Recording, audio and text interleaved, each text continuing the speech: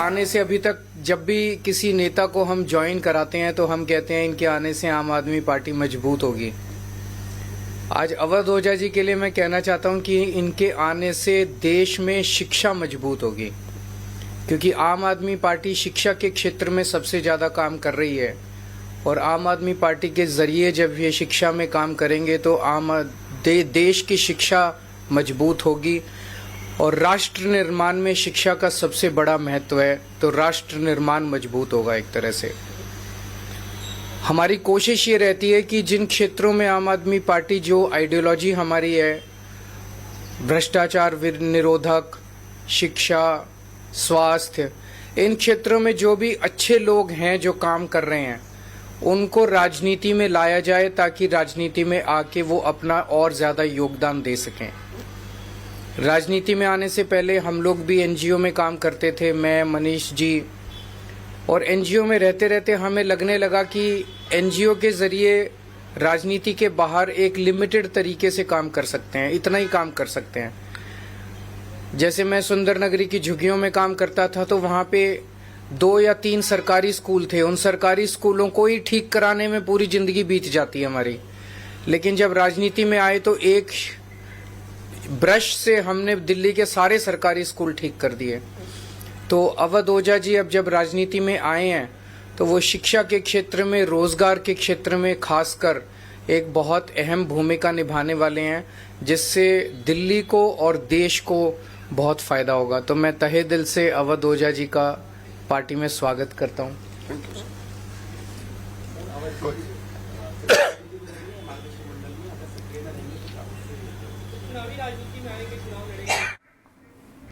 तो अवध ओझा जो आम आदमी पार्टी में शामिल हो गए हैं और अरविंद केजरीवाल इसी को लेकर प्रेस कॉन्फ्रेंस कर रहे थे। बहरहाल खबरों में आगे बढ़ते हैं और एक बार फिर बात कर लेते हैं संभल की। देखिए, संभल जहां एक तरफ संभल रहा है तो दूसरी तरफ इस पर जबरदस्त तरीके से सियासत हो रही है। राजनीतिक दलों को संभल जाने से रोका जा रहा है, लेकिन समाजवादी पार्टी हो या फिर कांग्रेस लगातार जिद पर अड़ी हुई है संभल जाने को लेकर। लेकिन इसी बीच सपा सांसद जियाउर रहमान बर्क का बयान सामने आया है और उन्होंने कहा है कि प्रशासन अपनी नाकामी छिपाना चाहती है, इसलिए हमें रोका जा रहा है। सरकार की ऐसी मंशा, ऐसी सोच है कि वहाँ पे हमारे जनप्रतिनिधियों के जाने से वहाँ पर अराजकता का माहौल पैदा होगा। मैं सोचता हूँ कि अगर यही लोगों की ऐसी सोच होगी, ये लोग ऐसा करते होंगे, तो हमारे बारे में भी शायद इनकी ऐसी ही सोच होगी। हमारा जाने का मकसद कोई राजनीति करना नहीं है। मैं तो ख़ास तौर से वहाँ से सांसद भी हूँ और हमारे राष्ट्रीय अध्यक्ष माननीय अखिलेश यादव जी ने जो डेलीगेशन बनाया था, सिर्फ उसका मकसद ये था कि हम उनके दुख दर्द में जाके उन पीड़ित परिवार के शरीक हो सकें जिन परिवार के सदस्यों की हत्या कर दी गई है, और एक रिपोर्ट बना सकें कि जो उस घटना के अंदर किस प्रकार पुलिस और प्रशासन के लोग जिम्मेदार हैं, उसकी रिपोर्ट सौंपना चाहते थे। लेकिन हमें अफसोस है कि इस प्रकार से अपनी साजिश और नाकामी को छुपाने के लिए एक तानाशाही अपना आदेश जारी कर देते हैं, कभी 3 दिन का, कभी 7 दिन का। हमारी पार्टी ने इंसाफ दिलाने के लिए माननीय राष्ट्रीय अध्यक्ष अखिलेश यादव जी ने पूरी मजबूती के साथ में बीड़ा उठा रखा है। मैं उनका भी शुक्रिया अदा करता हूं, और जो पीड़ित परिवार हैं उनको 5-5 लाख रुपए देने की पार्टी की तरफ से सरकार से हम मांग करते हैं। मुआवजा दे, हत्या की गई है उनकी, तो क्यों मुआवजा नहीं दोगे? देखिए, समाजवादी पार्टी और कांग्रेस पार्टी एक सांपनाथ है तो एक नागनाथ है। समाज को डसने का काम, समाज को कमजोर बनाने का काम, हिंदू को मुसलमान से लड़ाने का काम, और फिर नौटंकी करने का काम, तुष्टीकरण की राजनीति ने देश को बर्बाद करने का काम।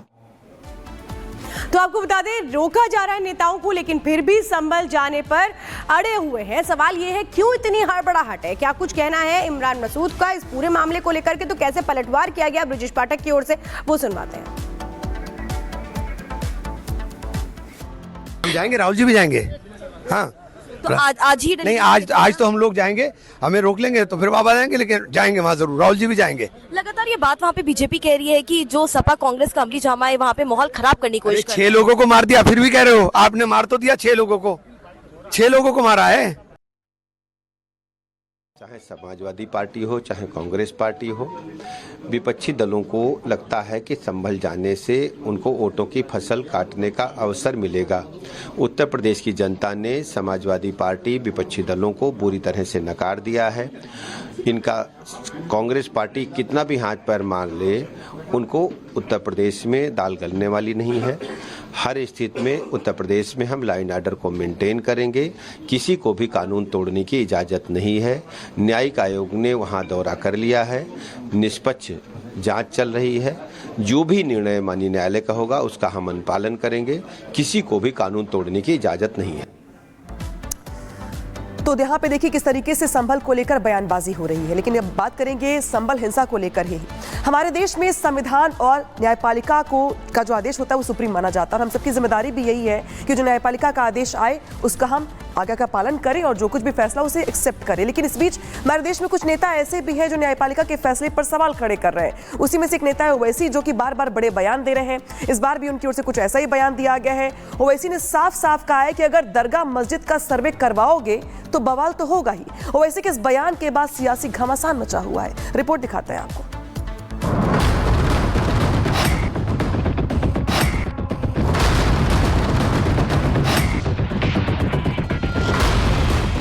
दरगाहों को बचाने के लिए, वक्फ की जायदाद को बचाने के लिए मैं एक बार नहीं 1000 मर्तबा मरने को तैयार हूं। संभल में हालात अभी ठीक से शांत भी नहीं हुए हैं, लेकिन लगता है कि AIM चीफ असुद्दीन ओवैसी को ये शांति रास नहीं आ रही। असुद्दीन ओवैसी दलील दे रहे हैं कि मस्जिद में मंदिर ढूंढना सही नहीं है। वो कह रहे हैं कि अगर मस्जिद में जाकर, दरगाह में जाकर मंदिर ढूंढोगे तो लोग तो भड़केंगे ही। अरे मस्जिद है, अल्लाह का घर है। तुमको क्या राइट देता है किसी भी इबादतगाह पर अगर तुम जाओगे तो लोग क्या खामोश बैठ जाएंगे? असुद्दीन ओवैसी को लगता है कि संभल की जामा मस्जिद में सर्वे कराने का आदेश RSS ने दिया था और RSS के कहने पर ही आज मस्जिदों में मंदिर ढूंढे जा रहे हैं। जबकि ओवैसी ये नहीं बता रहे हैं कि केवल उन्हीं मस्जिदों में मंदिर ढूंढे जा रहे हैं जिन्हें इतिहास में मुस्लिम आक्रांताओं ने चुन चुन कर तोड़ा था।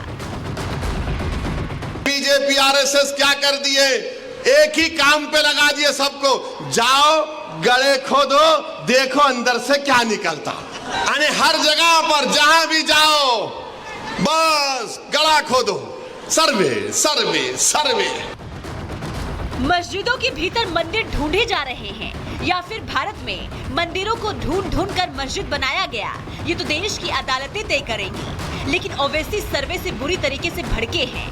वो इतना भड़के हैं कि अब जान देने लेने की बात भी कर रहे हैं और तो और दंगे में मारे गए लोगों को शहीद तक बता रहे हैं। दूसरा सर्वे जिसका कोई कानूनी मौक़िफ़ नहीं है, सर्वे हुआ तो फायरिंग हुई, फायरिंग में 5 लोग शहीद हो गए। गौरतलब है कि 24 नवंबर को हुई हिंसा की जांच जारी है।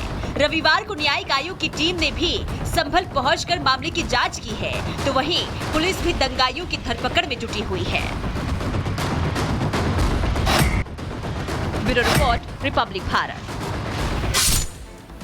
तो संभल पर सियासत जोरदार हो रही है। लगातार देखिए वार पलटवार का सिलसिला जो है वो देखने को मिल रहा है। अब इसी बीच सपा के महासचिव रामगोपाल ने ये कहा है कि प्रशासन जो है इस पूरे मामले को लेकर हकीकत छिपाना चाहता है और यही वजह है कि जाने से वहां पर रोका जा रहा है। लेकिन दूसरी तरफ पलटवार किया गया है उत्तर प्रदेश के पूर्व डिप्टी CM दिनेश शर्मा की तरफ से और ये कहा गया है कि जांच चल रही है, सब कुछ साफ हो जाएगा। इसलिए ताकि संभल में जो कुछ है उसके लिए जिम्मेदार प्रशासन है, तो सारे सबूतों को मिटा देंगे और तब तक इतना लोगों को धमका देंगे कोई मुंह न खोले प्रशासन लोगों के सामने, इसलिए टाइम निकाल रहे हैं।